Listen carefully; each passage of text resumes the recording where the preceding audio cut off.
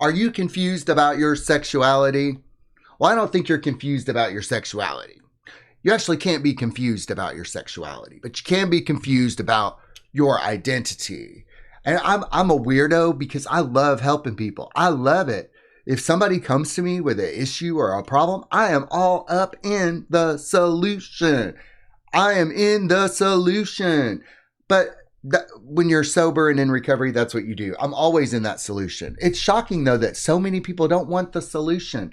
They want the problems. They want all of the confusion. It's crazy. So I'm going to read a comment that I got on a video I made when I was doing the Shaman Patrick show. And it was on, is being gay a trauma response? Yeah, a lot has changed since I've been doing that. Like I have come to understand that being gay is natural. It's normal. It's not weird. In fact, being straight might be the weird thing. And I'll get into that later in this video. But here's the comment. I'm 32 and still struggling with my sexuality. I know I'm not straight. That ship sailed before I graduated high school. I honestly can't tell if it's a trauma response or not. I only know I was never abused as a kid. I have memories going back as far back as 10, but most of it was secondhand memories of my parents. They make gay jokes. I would get defensive over it because I was insecure. So I had these issues long before I even had sexual encounters with other men. I think life is self-aware at points. I've always struggled getting a girlfriend. I go on Bumble, no matches with women. Well, dude, no man really matches with women on those apps. I'm gonna get into that in just a minute. Yet within 2 hours, I had 19 dudes on my profile.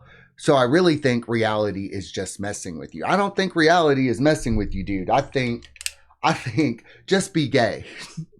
Just be gay. In today's world, unconscious, the modern unconscious woman is entitled, coddled, very difficult to deal with. And I'm not like the women who watch this, y'all are conscious. I think the unconscious women left the room when I apologized for shaming Aubrey Marcus for his sexuality. I apologize for that. I shouldn't have done that. And the unconscious women were like, we're leaving. We're leaving, Patrick.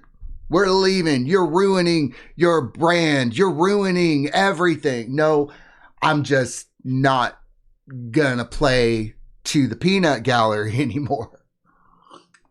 So anyway, modern women are awful. They're terrible. And they're entitled. And there's something called Schrodinger's feminism. And I'm talking about unconscious women here. So Schrodinger's feminism is a woman can either be empowered or a victim depending on the circumstance, whatever suits her the most. So unconscious modern women are very manipulative. They're childish. They're immature. They're coddled. This society has organized its needs around those of these unconscious women for the detriment of everyone, including the unconscious women. Probably most importantly, the unconscious women, because we live in a culture now where if you have even just a minor shred of attraction to another man, it's logical to just pursue a relationship with another man. Why get into all that? Just get married to a man, adopt a child, or get a surrogate, and then enjoy your peaceful life, essentially. And you know what? That sucks for women. That sucks for all women. Because modern women have made it attractive for men to be with other men. I have heard from plenty of straight men who've said, God, women are so fucking hard to deal with. I wish I was just gay. Why can't I just be gay? And ladies, if you are not used to hearing that kind of talk among men, there's a reckoning coming for women in this regard. The coddling is going to stop. The letting women get away with bad behavior with no consequences.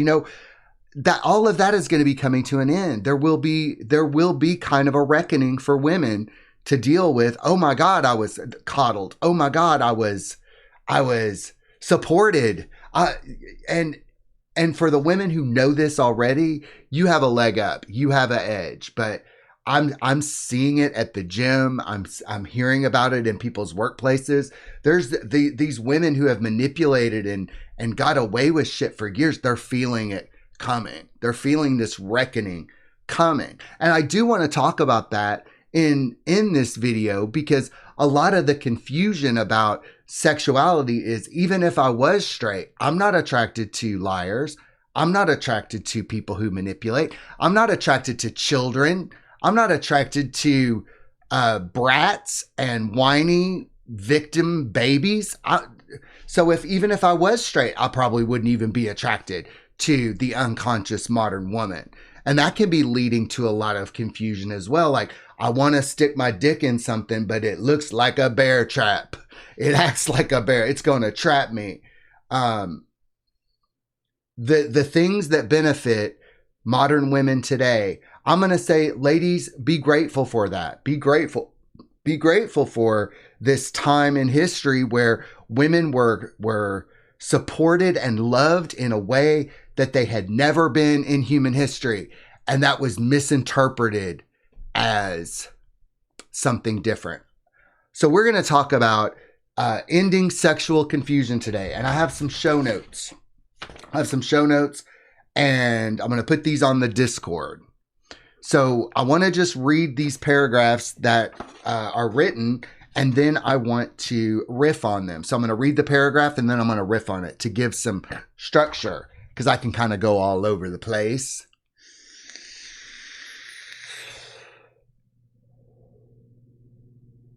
The key to enjoying the content on this Patrick show is to treat it like you're having a conversation with me. Through speaking, I will try to address the questions that you have, because I am used to teaching to people. But on YouTube, I don't have those people to teach with. So I have to have imaginary people that I teach to. And from those imaginary people, I can imagine that there would be certain questions that come up when I read. So I'm getting better at articulating this. So thank you for your patience. So for centuries, your sexuality has been labeled, politicized, romanticized, moralized, regulated, and controlled. Entire institutions have risen to define it, restrict it, sanctify it, or punish it. Laws were written around it. Religions built doctrines around it. Movements organized around it. Yet there was a time when sexuality was simply a part of life, woven into social structure without being turned into a psychological identity. Now it is treated as a political position, a moral badge, a romantic destiny, or a personal brand. Sexuality is both incredibly complex and utterly simple. It is biological, emotional, symbolic, and spiritual all at once. It is primal and powerful. So how did something so fundamental become something we are so confused about? Now, if I remember back to when I was like 13 and 14 and I was fascinated by male bodies, and I knew that that wasn't socially acceptable. But also, I was a voracious reader. My parents had some books around the house. There was like this book about the Kinsey Report, and there was a book called Everything You Wanted to Know About Sex But Were Afraid to Ask. I don't know. My parents seemed to be really cool at the beginning of their marriage. And my parents seemed to be fairly open-minded. So what happened? My mom forced my dad to stop drinking, and he became a dry drunk. And then he started to project his misery out into the world. I'm so glad I get to have that memory of my parents just having all these books and encyclopedias.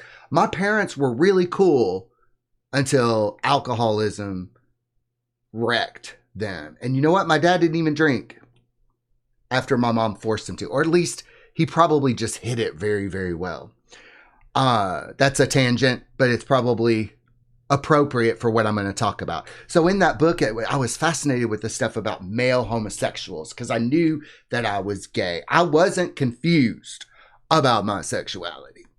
I was confused about how I was gonna be gay in a culture, in a family, in a town where that wasn't going to be accepted at all. And from a young age, I wanted to live in truth. I desired to live in truth. So I wasn't confused about my sexuality. I knew I liked dick. I knew I did. I did try to have sex with women and stuff and get a girlfriend and all that kind of stuff. But the minute my lips hit a cock, I was like, this is for me. This is what I want. So sexual confusion is often less about desire and more about the demand to define yourself. Modern culture insists that you translate attraction into a fixed identity, such as gay, straight, or bi, as if your entire being must be summarized by a category. Desire is fluid, contextual, and embodied. Identity is rigid, social, and psychological. When you fuse them, you create anxiety. Clarity begins when you stop asking, "What am I?" and start asking, "What do I actually feel and want right now?" You know, there's a commercial, Mounds and Almond Joy. Sometimes you feel like a nut, sometimes you don't. And it's just like that. It's like that. You know, when I have sex with my husband, if I go back into the past and I have sex with other people, you know, we would negotiate heavily, especially on the apps, negotiate heavily about what was going to go down before we even met up. And today it's awful. Like, there are people who are tops and bottoms and this is what they like. They're so rigid in the things that they like. And, but back in the day, you didn't know if somebody was a top or a bottom, especially not in the small towns that I was in. And gay people were pretty rare. So when you met a gay guy, it didn't matter. You're just happy to be with somebody else who desired you the same way that you desired them. I love that I had some really good early sexual experiences. I did. When I was 16, I had a 47-year-old boyfriend, and my parents were okay with that. When I was in my 20s, I had an older boyfriend. I mean, I've been very lucky to have had the life that I've had. Very grateful and very lucky.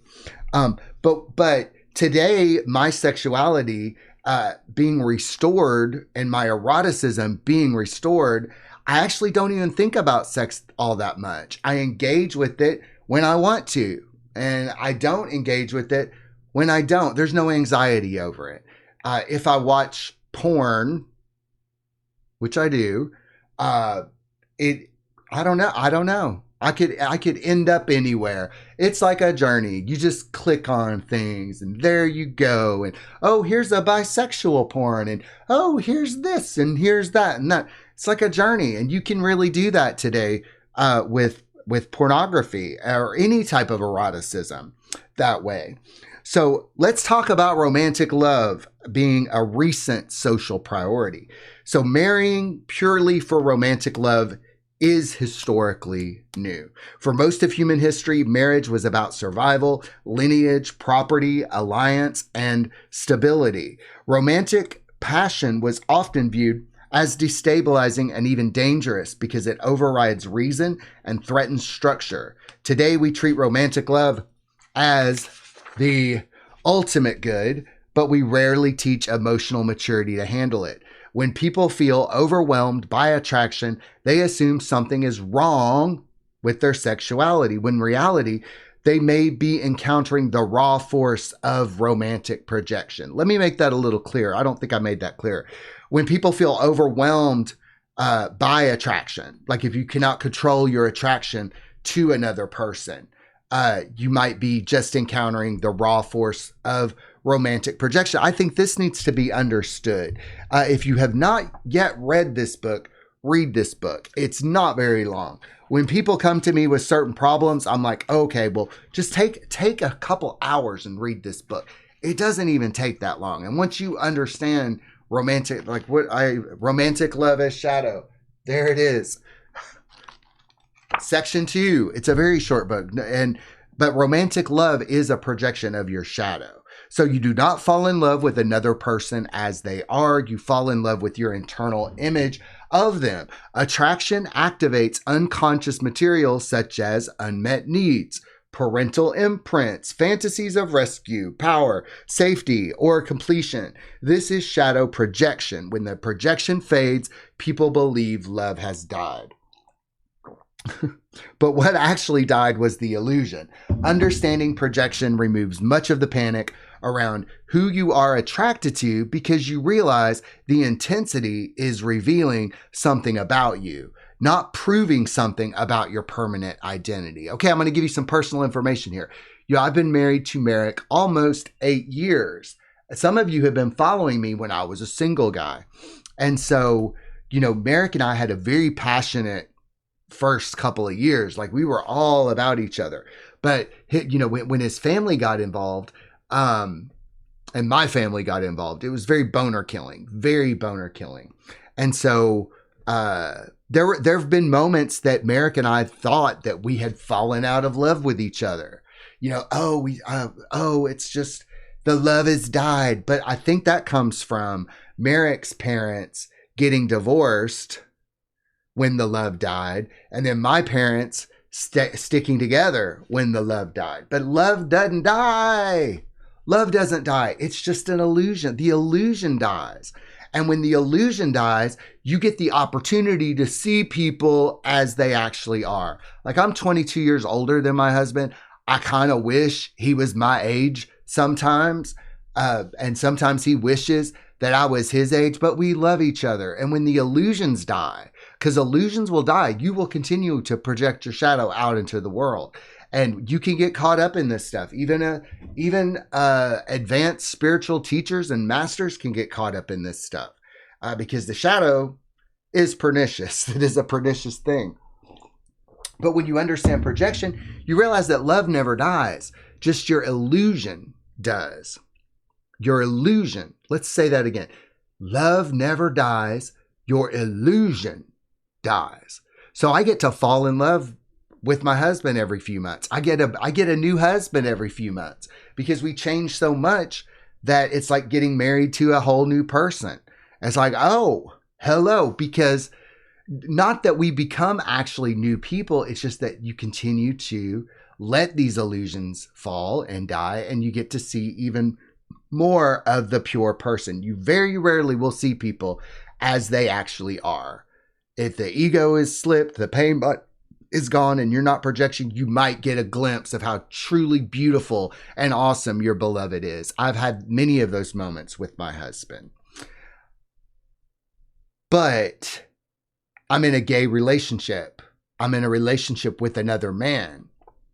And there are challenges involved in that. But by and large, it's a lot easier than being in a relationship with another woman, because men and women really don't have all that much in common with each other. We think differently. We act differently. Women can't really take risks or engage with failure or be wrong.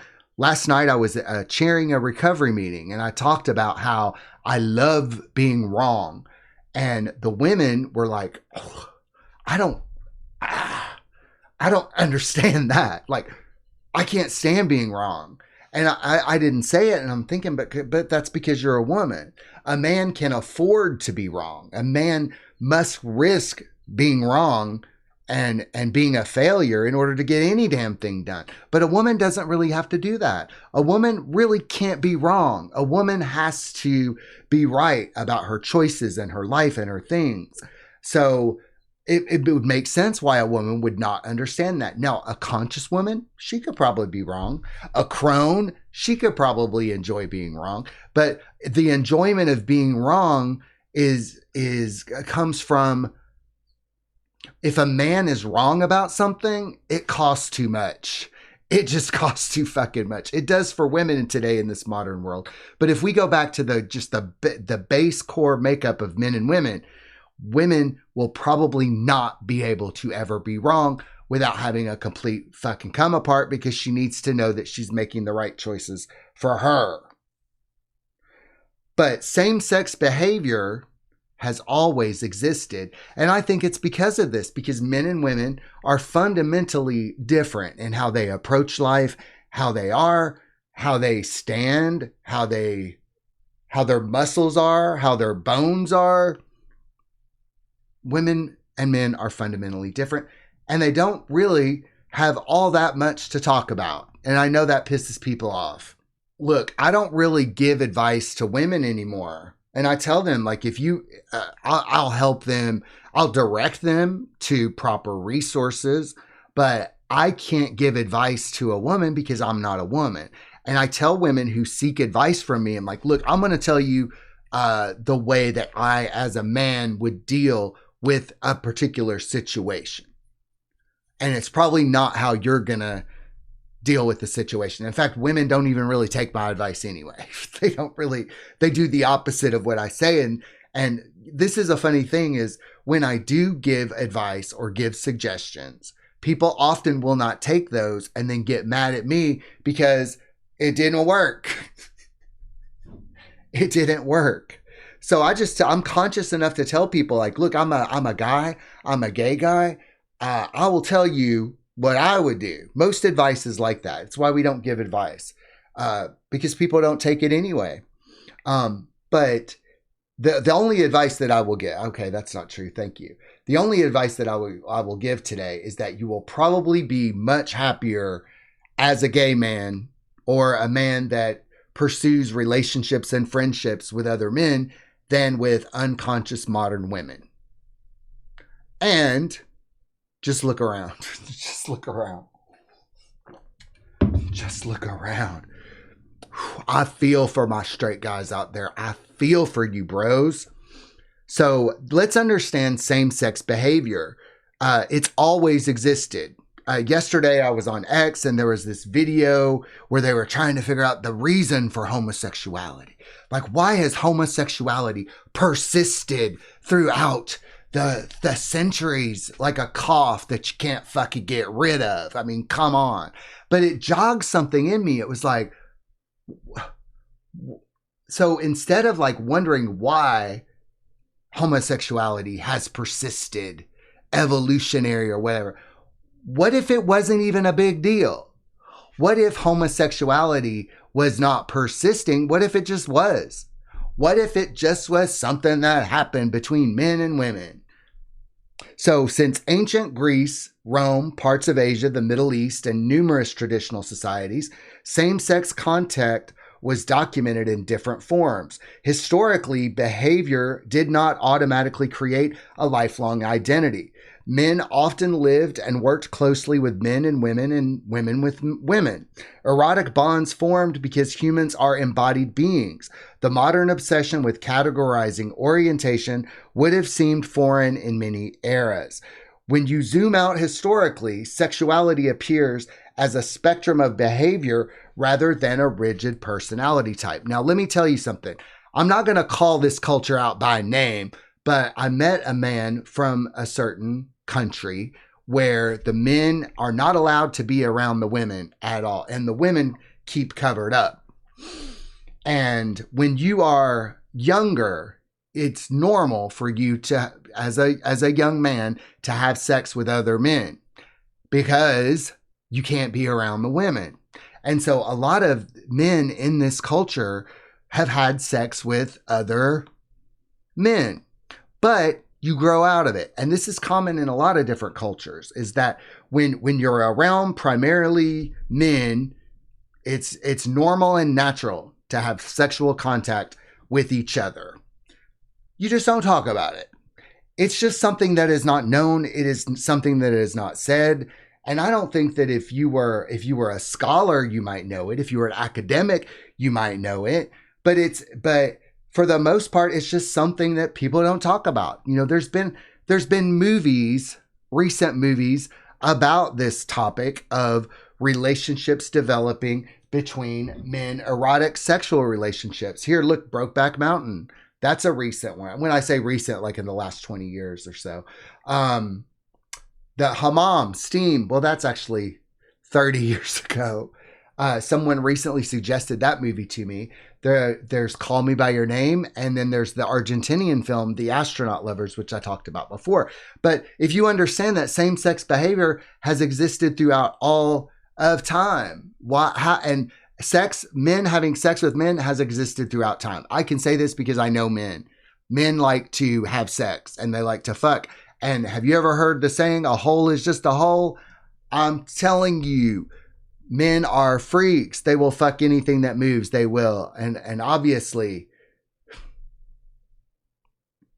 so if there aren't any women around, they're going to have sex with men. A man can have sex with another man without being gay. I'm not trying to groom you. I am happily married. You can do whatever the fuck you want. I don't need to change your sexuality because your sexuality cannot be changed. However, your identity, you can let go of your identity. You can let go of your identity. But the modern obsession with categorizing orientation would have seemed foreign in many areas. Sexuality appears as a spectrum of behavior rather than a rigid personality type. I know guys who are bi and they have sex with men and women. They don't fucking care. They don't fucking care. And I think a lot of times people want us to define our sexuality so they can know whether it's worth expending resources to pursue us. But in our culture, you are expected to declare a side and build a narrative around it. Once labeled, you are sorted socially, politically, and psychologically. But many people experience attraction in ways that do not fit clean boxes. The fear is not always about desire itself. It is about consequences, belonging, reputation, and stability. When you remove the social pressure to declare a permanent identity, confusion often decreases because the nervous system no longer feels cornered. When I dropped the identity of being a shaman, man, freedom. I wasn't defending that identity anymore. And I kind of stumbled into that because I didn't think that's what I was doing. I didn't think I was defending my identity as a shaman. But once I decided to no longer do that, I was like, ooh, that identity had me by the balls. So if we think about this, being straight as an identity, it could be, if that straight identity is threatened, then that could mean that your whole identity would crumble. I mean, what about the commenter here who had sexual experiences with men and he's finding it very difficult to find women or find a girlfriend, and then he's got all these guys coming up to him. Now, if you are bisexual, just go with guys. It's probably going to be a lot easier in this modern culture and probably in previous cultures as well. So straight identity is historically unusual. If you examine long stretches of human history, exclusive heterosexual identity as a moral badge is relatively recent. Procreation has always mattered, but exclusive orientation identity as a defining core self is modern.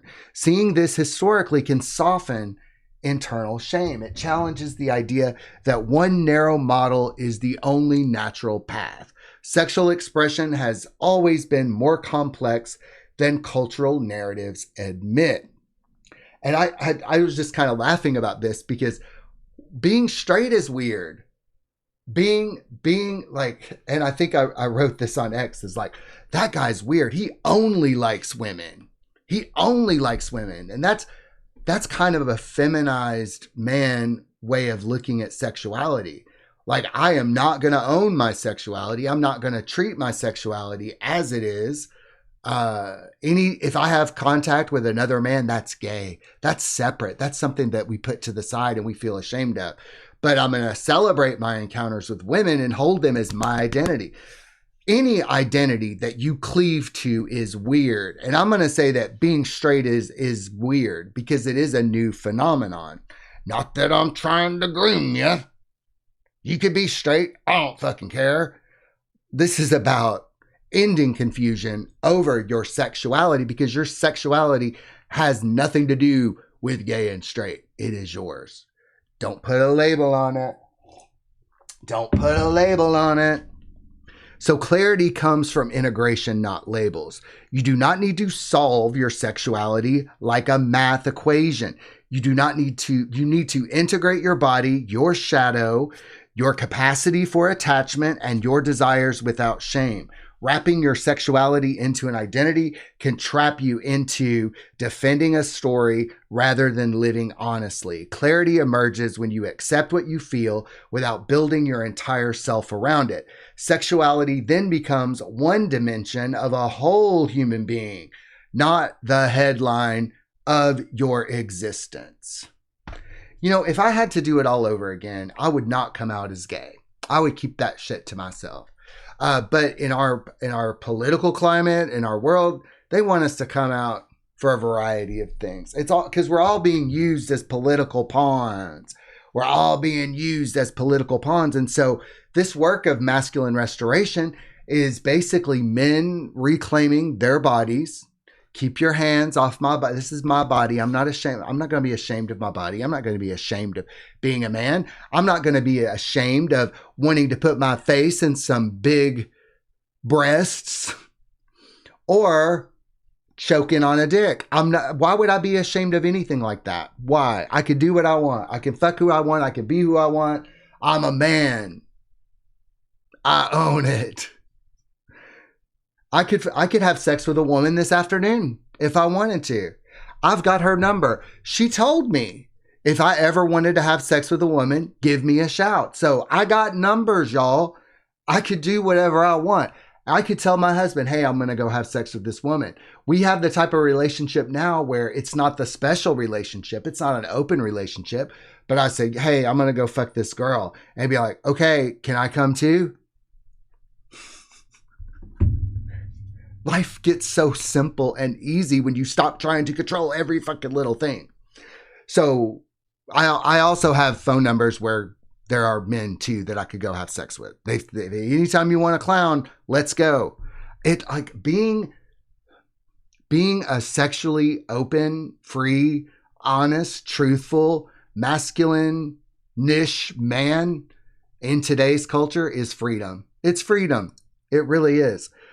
But remembering your masculinity, you know, we don't teach masculinity here. We help men remember it. So when a man remembers his masculinity, much of the confusion around sexuality begins to settle. Masculinity is not a performance, and it is not dependent on who you are attracted to. It is presence in the body, ownership of desire, strength without apology, and honesty without distortion. When you are grounded in that, attraction stops threatening your identity. If something turns you on, that is information. It does not require a crisis, a manifesto, or a label. It requires awareness and responsibility. Remembering your masculinity means trusting your body, accepting your arousal without shame, and understanding that desire does not define your worth. If it turns you on, that is all you need to know. The rest is story. In my lifetime, I have been shocked about what gets my dick hard. I have been completely shocked about what turns me on. But today, if I find something new or different that turns me on, I'm like, interesting. So I'm not going to have any rigid barriers to expression and desire and what turns me on. I don't have to have sex with people in order to have desire. I don't have to masturbate all day to engage with sexuality. In fact, I don't get horny like that anymore because the eroticism has become ever present in me. And this eroticism is fuel for creativity, for discipline. That same erotic energy gets me to the gym. It gets me eating right. I don't snack. I don't have aches and pains and headaches. I don't get sick. I don't get sick when I'm completely inhabiting my body. So I'm going to put these show notes on the Discord. I'm happy to work with any man who wants to work on this kind of stuff, including clearing up confusion about your sexual identity. I've been working on that kind of stuff since the mid 80s. Oh my God. Oh my God. That's crazy to think that I have been a gay man longer than many people have been alive, and I've seen it all. Wow. But I'm actually preparing to remove those labels of gay and straight and just be a man the way that we used to be before all this straight nonsense happened. All right, I'm going to leave you now. I'm going to play a song from our new album, Mask. If you are sexually adventurous or interested in having a masculine awakening, listen to that album all the way through. It's designed to be a cohesive piece. Please have a lovely day. Bye-bye. Breathe. Breathe. Breathe in. Breathe out. With me.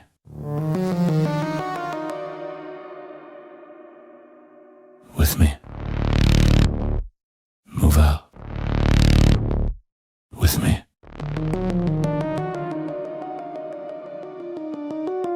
With me.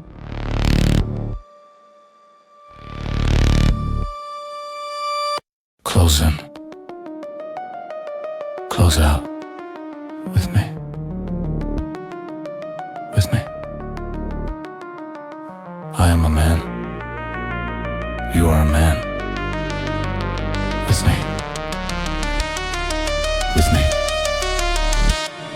Breathe me in. Pull me in. Draw me in. Fill me up. Breathe in. Breathe out. With me. With me. Lose yourself with me. Be yourself with me. Breathe with me. Love yourself with me.